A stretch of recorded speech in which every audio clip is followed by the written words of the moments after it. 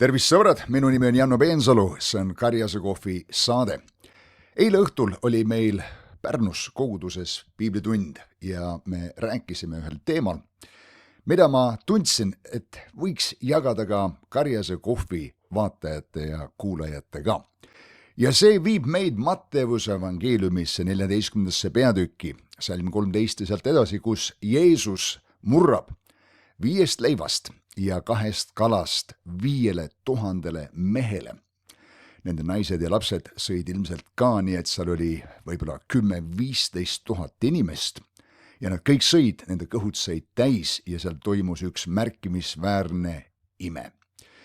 Ja hea uudis on see, et meie Jumal teeb imesid. Imed on Jumala üleloomulik töö siin selles loomulikus maailmas, asjad, mis naturaalselt loomulikult juhtuda ei oleks saanud, vähemalt sellisel viisil. Nüüd muidugi aeg-ajalt me elus, mida nimetame suurteks imedeks. Ja teine ime on tähele panna väikseid imesid, mis ma usun meie elus iga päev juhtuvad. Keegi ütles niimoodi, et üks viis elada on nõnda, et miski pole ime, me ütleme, et kõik on juhuslik, niimoodi lihtsalt sattus kokku, või teine viis elada on see, et kõik on ime. Sinu elu on ime, see päev täna on ime, imelised asjad juhtuvad ja ma arvan, et see on selle tõttu kinni ka meie hoiakus ja silmavaates. Nüüd see märkimisväärne ime, mida on kirja pannud evangelistid ja siin Matteuse evangeeliumis, algab ka samamoodi pihta ühe probleemiga. Pea meeles, enamus imesid piiblis algasid probleemist. Oli see siis Punase mere 2 lehte lahkuminek, oli probleem selles, et Egiptuse armee ajas taga Iisraeli rahvast ja Jumal tegi ime seal, või Peetrusel oli puudu varustusest ja issand ütles talle, kus kalad on selles järves, nad said tohutu saagi, või vaene lesk, kelle poegi taheti tulla ja võtta orjadeks, sest oli võlgu jäänud ja tol ajal leseks jäämine oli peaaegu et surmaotsus, nii et kõik need imed seal hakkasid pihta probleemidega. Ja ka siin see ime hakkab pihta probleemiga. Nii et kui su elus on täna kitsas kohti, sa seisad silmitsi mingi tõelise probleemiga, siis sa kvalifitseerud imeks. Ja siin loos see võimas varustusime ei lähtu mitte ainult sellest, et on üks tõeline puuduse probleem, inimestel pole süüa, vaid ka Jeesus on vahetult enne seda kuulnud ristija Johannese surmast. Risti Johannes oli talle sugulane ja kahtlemata nad olid teenistuses ju koos. Risti Johannes käis tema eel, ristis teda, ta ütles siis, et mina pean kahanema, tema peab kasvama. Ma usun, et tal oli Risti ja Johannese vastu väga kõrge respekt ja muidugi ka vastupidi. Nii et kuuldes tema surmast, see kindlasti emotsionaalselt puudutas Jeesust. Jeesus oli siin maa peal kui Jumal, aga ta oli ka kui 100% inimene ja tundis kõiki inimlikke tundeid. Ja nõnda siis siingi ilmselgelt see oli löök ja ta läks, piibel ütleb, kui ta seda kuulis, paadiga ära tühja paika üksi päini, tahtis olla üksinda. Ja me kõik vajame selliseid aegu, kus me oleme üksinda aeg-ajalt periooditi ja muuseas Jumal tihti tegeleb meiega, kui me oleme üksinda. Isegi kui me oleme rahva hulga keskel, aga me tunneme, et me oleme selle olukorraga üksinda. Jaakob võitles Jumalaga, olles jäänud üksinda sinna maha. Ja Jumal tegeleb meiega, räägib meiega, muudab meid nendes hetkedes. Nii et need on väärtuslikud hetked. Jeesus palvetas tihti üksinda mäe peal terve öö, vara tõusis üles, et minna palvetama, veeta isaga aega koos. Nii et see üksi olemine ei olnud mitte täiesti üksi olemine, aga see oli üksi olemine Jumalaga ja selles kiires virvarr maailmas, kus igalt poolt midagi välgub, vilgub, nõuab meie tähelepanu, mingid hääled, mingid märguanded, me hädasti vajame sellist kvaliteetaega, nagu Jeesus siin ka seda kahtlemata tegi.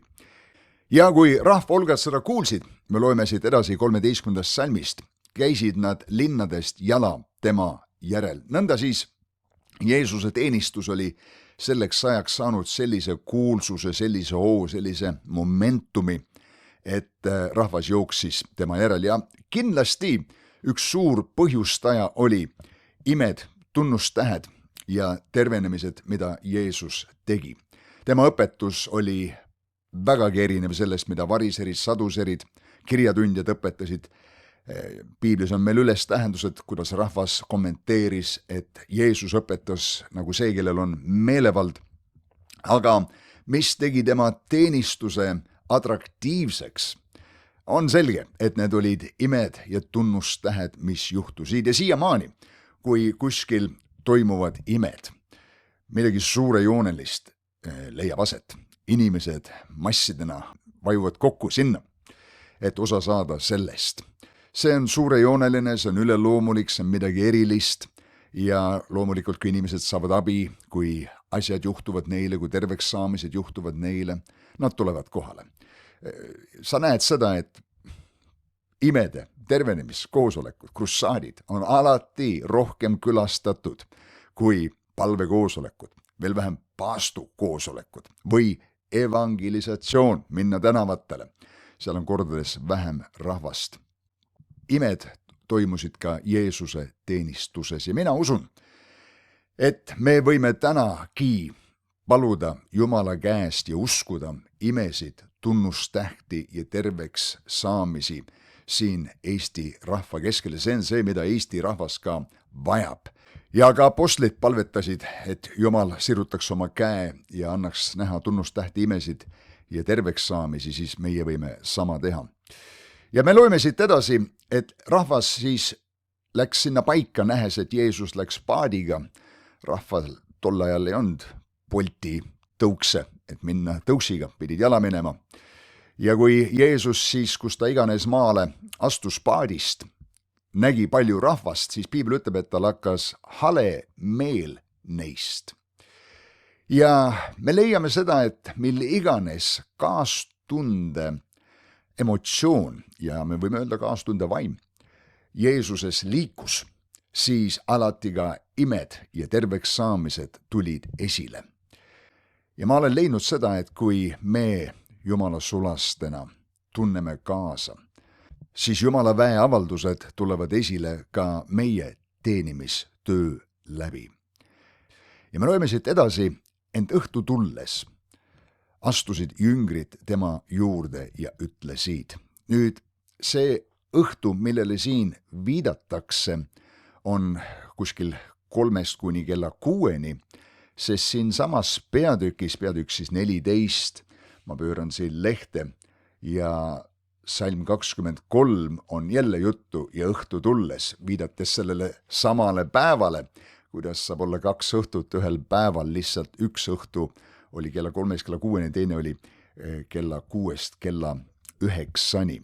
Ja sellisel hilisel pärastlõunatunnil siis jüngrid astuvad Jeesuse juurde, Jeesus on rahvast õpetanud, nendega aega veetnud, tuhanded inimesed on seal koos ja inimesed on näljased.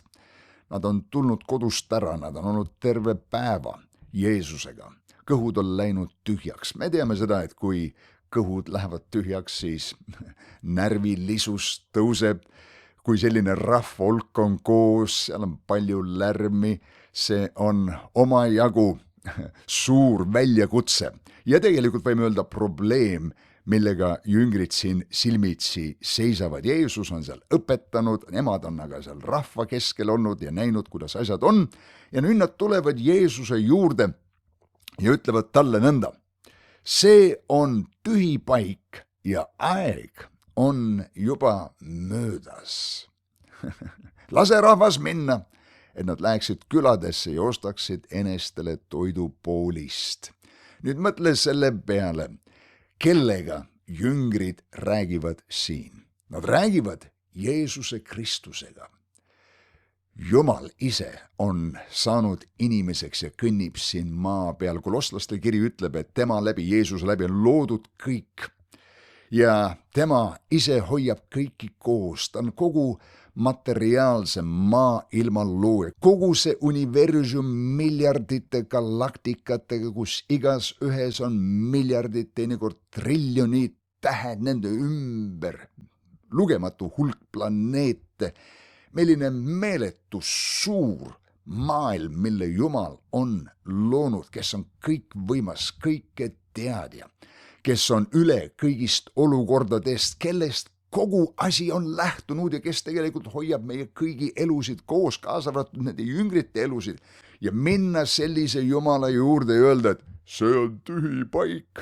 Kuidas see saab olla tühi, kui Jumal on sinuga selles samas orus? See, keda taevadki ei mahuta, ütleb üks piibli kirjutajatest, on sinuga seal samas ja sa lähed ja ütled talle, et see on tühi paik. Või teine asi öelda, aeg on juba möödas. Jumalaga ei ole sellist asja nagu liiga hilja, vaid aeg on möödas. Jah, ta jõudis Laatsaruse haua juurde 4 päeva hiljem. Tõsi, Laatsarus oli surnud, mis surnud, iga rakk tema ihus oli surnud, ta juba tegelikult lehkas. Lagunemisprotsessid olid hakanud pihta tema ihus inimlikult, meditsiiniliselt, igas muus mõttes. Lootus oli täiesti läinud, aga Jumala jaoks ei ole kunagi liiga hilja. Ta võib võtta mitte ainult lagunenud ihu, ta võib võtta ainult luud ja nendest ka üles äratada jälle inimese. Ja üles tõusmises ta isegi ei vaja seda. Ta lihtsalt loob meile uued ihud. Jumal on võimeline võtma mitte midagi ja tegema sellest midagi kaunist ja erilist. Tooma elu välja. Jumal on võimas ja öelda talle, et aeg on möödas, on ülim uskumatuse märk ja see on see, mida jüngrid siin ilmutasid. Ja Johannese evangeeliumis 6. peatükis on samuti üles tähendus sellest samast loost ja me näeme seal, et jüngrid tulid Jeesuse juurde täieliku puuduse mentaliteediga. Öeldes, et meil on 200 teenerit, aga selle eest ei saa osta leiba, et igaüks natukenegi võtaks. Ja siis nad muidugi avastasid selle noormehe, kellel oli 2 kala ja 5 leiba. Aga kuidas sellest saaks nii paljudele? Ja siin on ilmekas näide sellest, kuidas me tuleme Jumala ette puuduse mentaliteediga, rääkides samal ajal üliküllusliku Jumalaga. Ja nad ütlesid Jeesusele, meil on siin probleem. Meil on hunnik näljast rahvast, meil ei ole piisavalt, et neile midagi anda, saada nad minema. Teiste sõnadega, Jeesus, saada meie probleem meie elust minema. Ja ma arvan, me oleme kõik leidnud ennast aeg-ajalt palvetamas, Jeesus, vii minu probleem minust nii kaugele kui võimalik, tee midagi sellega, et mu probleem ära läheks. Me oleme nii palvetanud. Hämmastav on aga, kuidas Jeesus vastab neile. Salmis 16 ütleb niimoodi, nendel pole tarvis ära minna.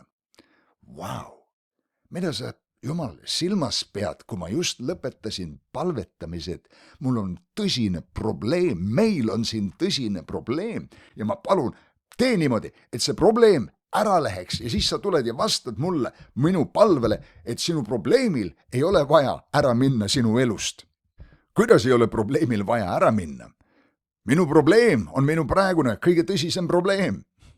Ja ma tean, et me inimestena mõtleme tihti, et kui ma sellest probleemist jagu saaksin. Kui see raske sündmus või see keeruline koosolek läbi ühel päeval saab või kui kool ühel päeval saab lõpetatud, siis on nii palju jälle probleeme kaelast ära. Ja meil on sellised terminid ja mõtted ühe või teise olukorra suhtes tulevikus, et kui ma sellega saaks ühele poole, kui ma võidaksin selle asja, siis on jälle kerge. Mäletan lapsena, ja lapsel on ka ju palju probleeme, ma kujutasin ette täiskasvanuid ja mõtlesin, kui mina ühel päeval olen täiskasvanud, kui kerge siis elu on, mitte mõistes, et minu probleemid tol ajal lapsena olid väikesed probleemid. Kuigi lapsele tunduvad tema probleemid suured probleemid. Täna tagasi vaadates ma ütlen, need olid väikesed probleemid. Aga et täiskasvanuna need väljakutsed, need teemad, millega sa tegeled, üks asi teise otsa. Kui sa oled ettevõtja, sa tegeled probleemidega. Kui sa oled pereema, pereisa, sa tegeled probleemidega. Kui sa kasvatad lapsi, sa tegeled probleemidega. Kui sa juhatad kogudust või sa oled osa kogudusest, kus iganes on inimesed, seal on probleemid. Kui sa püüad head tööjõudu palgata, sa tegeled probleemidega. Kui sa tegeled kaadriga, sa tegeled probleemidega. Ei ole olemas probleemide vaba kogudust. Niipea kui inimesed tulevad kogudusse, on sul seal probleemid. Ainukene probleemide vaba kirik on tühi kirik. Ja nii kui me ilmume sinna, ilmuvad ka probleemid ja me peame probleemidega tegelema.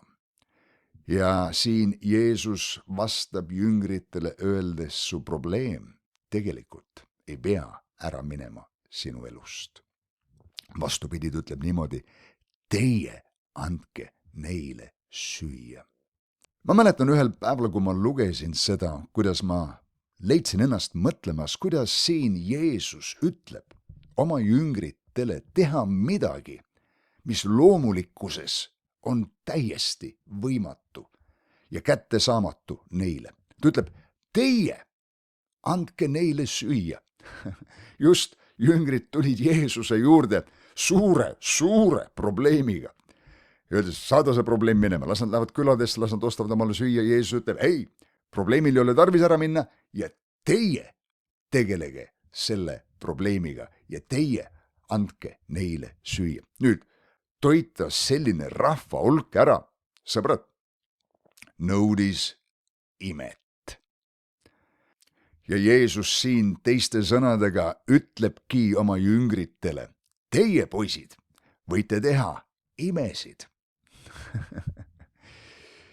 Sõbrad, kui Jumal on imede tegija ja ta on loonud sind ja mind oma näo järgi ja sina ja mina kõnnime koos meie Jumalaga, siis see imet tegev vägi voolab ka meist läbi. Tema vägi sinu läbi inimeste heaks. Ja see ei olnud mitte jüngritest enestest, kuigi Jumal on andnud inimesele tohutu potentsiaali ja ressursid, mida me ilmselgelt pole kunagi lõpuni ammendanud. Kui Abrahami päevil oleks keegi läinud Abrahami juurde ja rääkinud talle internetist ja rääkinud talle mobiiltelefonidest ja rääkinud talle arvutitest ja mikroprotsessoritest ja kõigest kõrgtehnoloogiast, mida me täna siin iseenesest võtame. Ma usun, et Abraham oleks öelnud, vau, see tundub küll ime olevat, millest sa räägid. Et keegi teispool maailma otsa saab väikse asja võtta kätte ja rääkida sinuga, kui sul on ka siuke väike asi käes. Me räägime siin mobiiltelefonist.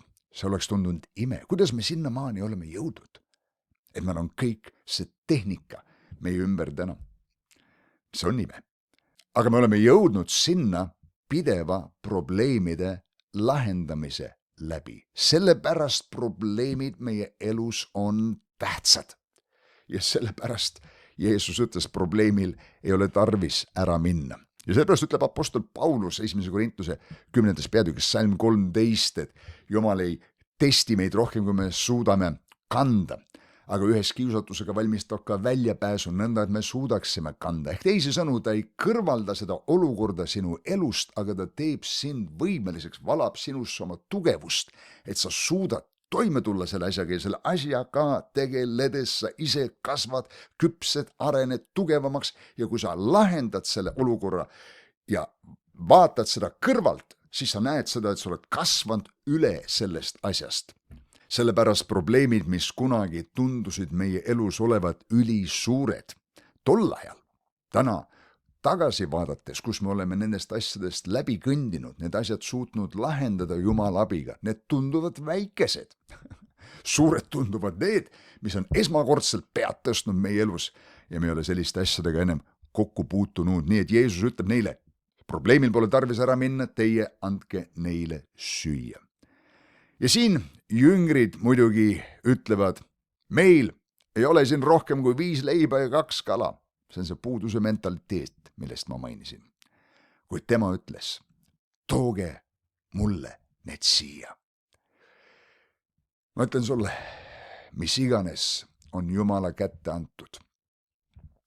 Need võivad olla 2 kala ja 5 leiba või sinu ja minu and kümnis või katkine olukord või puruks läinud suhted või lihtsalt haavatud süda, mis iganes on antud Jumala kätte. Tema kätes paljuneb, läheb jälle õitsele, saab taastatud, see saab ringi pööratud Jumala soosingu, Jumala väe, Jumala tarkuse läbi, tema ligiolu tervendab, trööstib, tõstab meid, täidab meid lootusega. Jumala käes asjad paljunevad. Ja mul on hea meel, et jüngrid ei ütlenud, et ei, las ma söön osa sellest siit ära, sest mul on ka kõht nii tühi, vaid nad ütlesid, et anname need Jeesuse kätesse, sest tema kätes asjad paljunevad. Ja salm 19 ütleb, et ja ta käskis rahva hulgad istuda murule. Ma mõtlesin selle peale, mis pärast ta seda käskis teha. Üks teine evangelist ütleb meile, et ta pani nad istuma 50 ja 100 kaupa.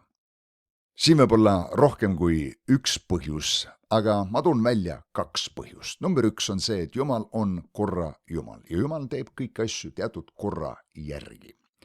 Ja kui sul on 5000 meest, naised, lapsed pealekauba, sul on 1000 inimesed, seal on sagimine, sebimine. Nüüd selleks, et teha kindlaks, et kõik saavad toidetud ja et see toidlustamise ahel toimub kiirelt ja ladusalt, on vaja luua üks teatud kord. Ja teiseks see, et ma hakkan looma süsteemi ja hakkan inimesi sättima, et need ma toidan siit, need inimesed lähevad, toidavad siia, siin on need 100 saab toidetud ja nüüd järgmine 100. See, et ma valmistun imeks, on üks eeltingimus selleks, et ime sünniks, sest see on minu ootus ja usk, mis saab tegudesse pandud. Ja niipea, kui rahvas oli korrektselt istuma pandud, mis võis võtta tunde, ettevalmistustööd. Ja me loeme, et Jeesus võttis need 5 leiba ja 2 kala, vaatas üles taeva poole. See on mida meie peaksime tegema igas olukorras, tõstma oma pilgu. Vaatame üles taeva poole, see on, kus meie vastused tulevad. See on see, kus Jumal oma abi saadab. Õnnistas. Muuseas, õnnistamine on paljunemist, kasvu ja edenemist deklareeriv Jumala vägi. Kui Jumal midagi õnnistab, see alati edeneb, see alati kasvab. Ning murdis. Ja tõepoolest, nii nagu neid leibu murtakse ka meid. Jumal võtab meid vastu, võtab oma kätte, õnnistab meid, me saame Jumala lasteks, aga ühel hetkel Jumal hakkab tegelema teatud aladega meie elus ja murrab meid, nii et ennem kui Jumal annab sind rahvale, ta võtab sind, õnnistab sind, aga ka murrab sind ja Piibel ütleb, ja siis andis ta leivad jüngrite kätte ja jüngrid andsid rahvale. Nüüd suur küsimus on, et mis hetkel toimus see paljunemisime. See on selge, et need 5 leiba ja 2 kala ei paljunenud 5000 mehe jaoks juba Jeesuse käes, sest see oleks olnud võimatu tal hoida seda kõike koos. See oleks lihtsalt kukkunud ta käest kõik lahti. Aga mina usun, et kui Jeesus murdis jüngritele, siis mida iganes ta oli ära andnud, see osa, mis tema kätte oli jäänud, oli paljunenud ja ta murdis ja andis seda jälle edasi. Nüüd jüngrid said need leivatükid, tegid sama. Seal oli 50 inimeste grupp ja ta võttis sellest leivast, mis tal oli, tüki ja andis inimesele. Niipea kui ta oli andnud, vaatas ta tagasi, et see, mis tal oli järgi jäänud, oli kasvanud suuremaks ja ta sai sellest uuesti võtta tüki ja anda järgmisele.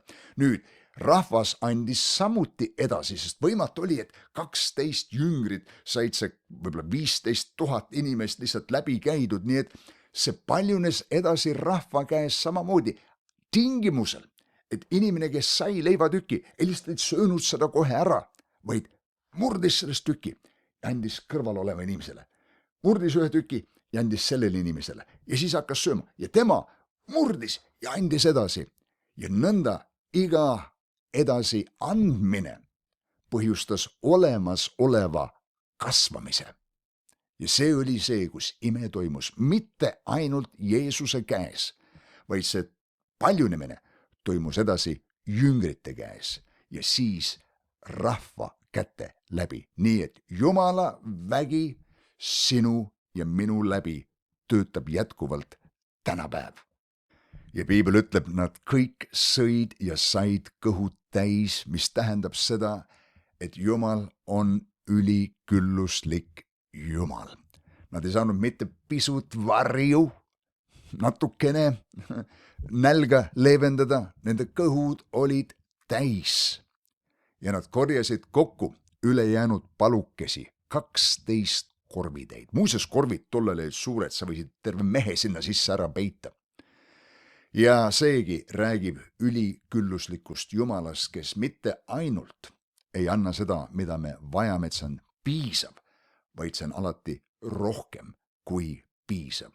See on meie Jumala natuur ja seesama üleloomulik varustaja Jumal tegutseb meie eludes täna. Ta ikka veel õnnistab seda seemet, meie kümnist, meie andi, meie teenimist ja paljundab seda, mida me anname ja kasvatab meie õiguse vilja. Nii et sõbrad, see, mis algas pihta Jeesuse emotsionaalsest kitsaskohast, jüngrite suurest probleemist, kuna näljane rahva hulk lihtsalt liikus seal mäejalamil ringi, muutus järjest rahutumaks, lõppes Jumala ülisuure paljundusimega. Ja muidugi rahvas oli nii vaimustunud sellest imest, et nad tahtsid tulla ja otsekohe teha Jeesust kuningaks. Ja Jeesus, alandlik mees, nagu ta oli, Johannese evangeelium ütleb meile, et tõmbus kõrvale. Ta sai aru, et nad tahavad tulla ja teda vägisi võtta ning teha kuningaks. Ja ta läks kõrvale mäele ainuüksinda. Nii et sõbrad, ma tahan julgustada teid, et me teenime seda sama vägevat, üleloomulikku Jumalat, kes on suurem kui ükski probleem, mis meie elus iial olla saab. Kuigi väljakutsed meie elus on olulised, need panevad meid kasvama, need panevad meid arenema, mis ei laseks paadil kiiremini liikuda. Seal vees on seesama veetakistus, ometi kui vesi ära võtta, mis on probleemiks, et kiiremini veel liikuda. Ei püsiks ka paat kuskil üleval. Samamoodi on lennuki lendamine õhus. Lennukit takistab kiiremini lendamaks õhk. Aga kui õhku poleks, ei oleks ka seda, mis hoiab lennukit lendamas. Nii et meie probleemid aitavad meil tõusta ja aitavad Jumalal ilmutada oma suurt aulisust ja väge ka tänapäev. Sõbrad, ma tänan teid, kes te vaatate püsivalt Karjase Kohvi saateid või sattusite alles hiljuti neid saateid jälgima.